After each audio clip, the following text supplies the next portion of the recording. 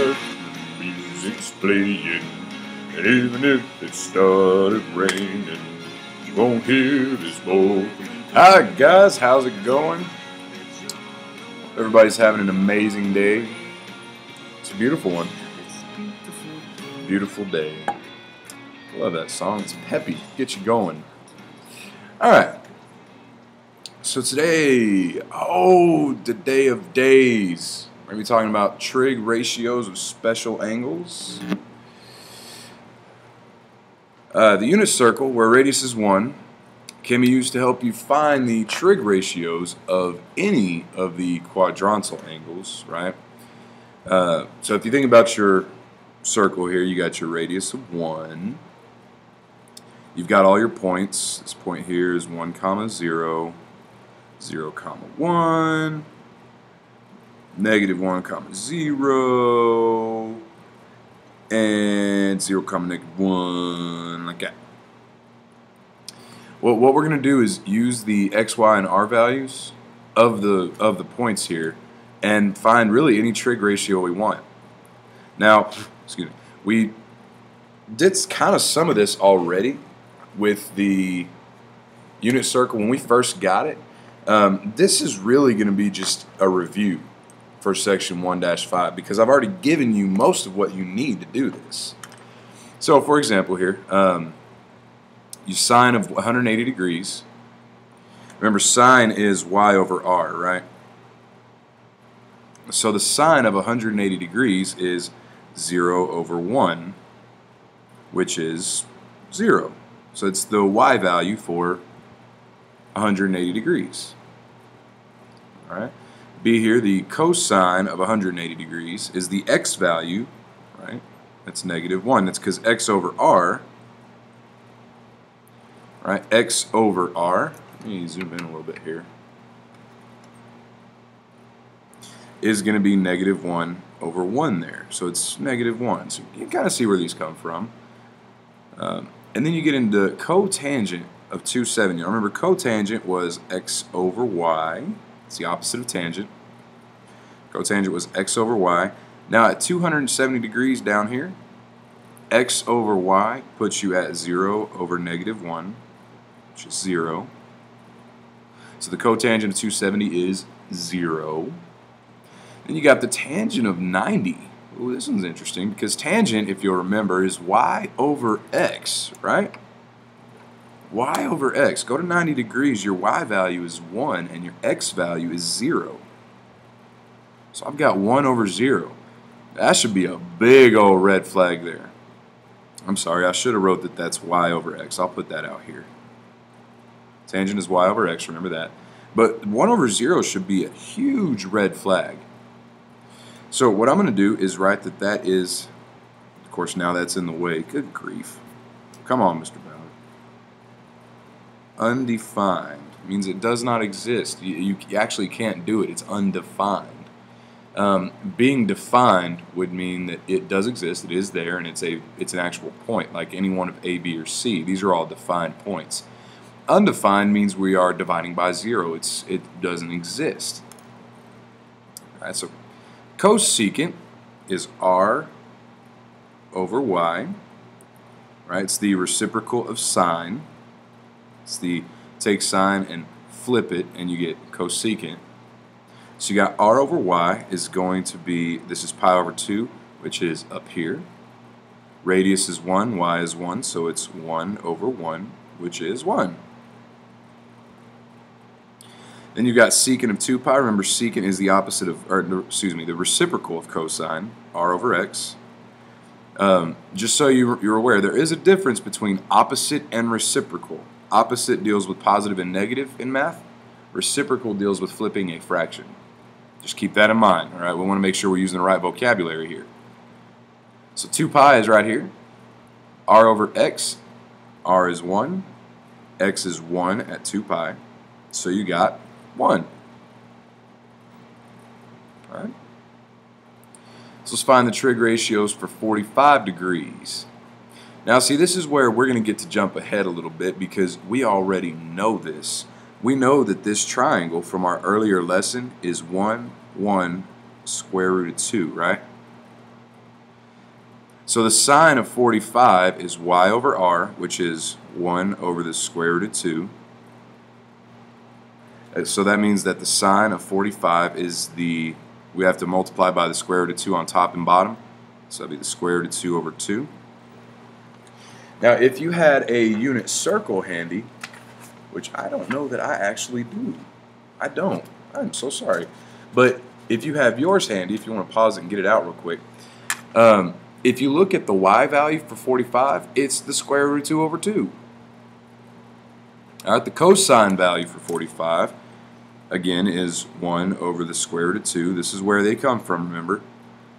So multiply by the square root of 2 on top and bottom is what you get.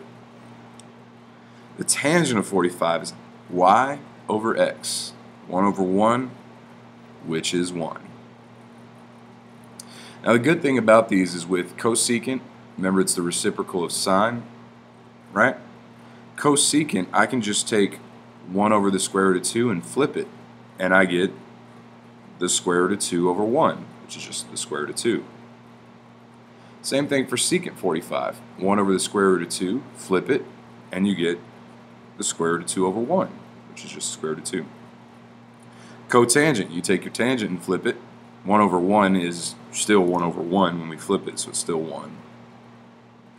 Now you could go through like we did up here and actually find r over y, r over x, and x over y for your cosecant, secant, and cotangent, and that would be okay. I usually wouldn't do that unless that's all it's asking me for. Like if the problem only said, find the secant of 45 degrees, well then you don't want to have to go through and find cosine, right? Because that's just extra work. But if you already found the cosine, or if you're given the cosine, then you can just flip it, and it saves you a little bit of time. Whew, this energy drink is amazing.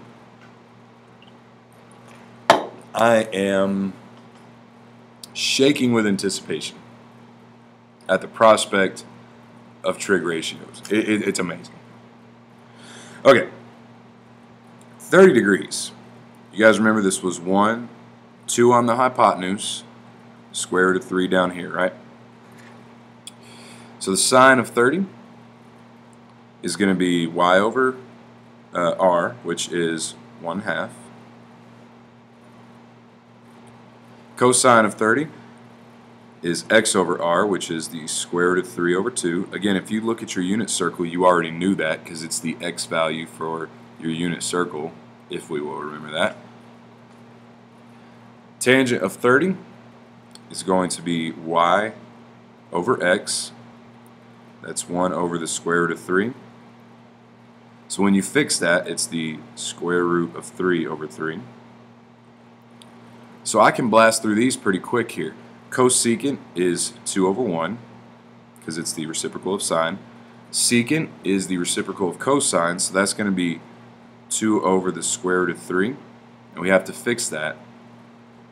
So multiply by the square root of 3 top and bottom, and you get 2 square root of 3 divided by 3. And yes, it's okay to leave it like that. Cotangent of 30, flip the tangent, and you get the square root of 3 over 1, which is just the square root of 3. Now when you're flipping these, like with the tangent here, I don't want to flip what I simplified because that'll put a square root back in the denominator and I'll have to do it all over again. I want to start with what I began with. Now if what you began with was already simplified, like sine 30 here was already 1/2 is as simple as it gets, then it's going to simplify itself here. Cosine of 30, if you start with it in the top, you will end up with it in the bottom, so you'll have to rationalize the denominator. That's what we call that. Alright, so find all the trig ratios for 60 degrees. 60 degrees, do this guy right here. We got 1, 2 on the hypotenuse, square root of 3. So the sine of 60 is the square root of 3 over 2, y over r. Cosine is x over r, 1 over 2. Tangent is y over x. Ding. Ding, ding, ding. Alright. Cosine of 60, or excuse me, cosecant of 60 rather, is the reciprocal of sine, right, or r over y. So that's going to be 2 over the square root of 3, which again, once we rationalize it, is going to be 2 square root of 3 over 3. Secant of 60 is the reciprocal of cosine. Alright, and then you've got cotangent, which is 1 over the square root of 3. Then we simplify that to the square root of 3 over 3. Okay? Alright, so a couple something just really quickly down here at the bottom. If you look at the bottom, there's this new vocabulary term. It's called co-functions. Keyword there being co-functions. Co-functions have equal values when their angles are complementary. Alright? Now complementary means they add up to 90. Supplementary means they add up to 180. Complementary. Add to 90 degrees. For example, the sine of 60 and the cosine of 30 are the same. The sine of theta and cosine of theta are co-functions. That's why it's called sine and cosine. Such as sine theta and cosine theta. Then you've got tangent and cotangent.